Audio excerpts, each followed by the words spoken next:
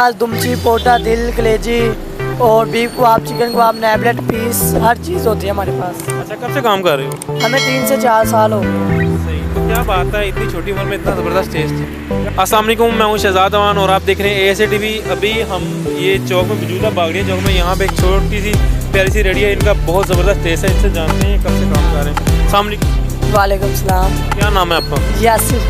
यासिर भाई, क्या बना रहे हो?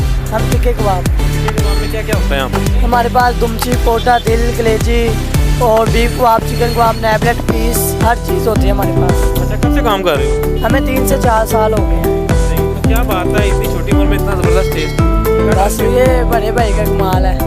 क्या डालते हैं इसमें? हम भाई घर का मसाला डालता है सारा बना के आप। अच्छा, तो कोई स्पेशल मसाला खुद अपना को तैयार करते हो या बाहर से लेके आते हो? अपना तैयार करके डालते हैं भाई।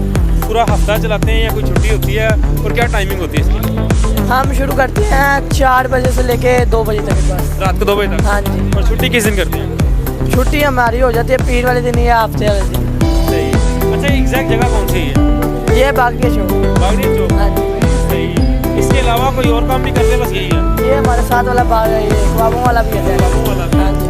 ठीक है। तो ये मसाला? ये मसाला हमने आप तैयार करा, चेक करो। तो ये चिकन कहाँ से लेके आते हो?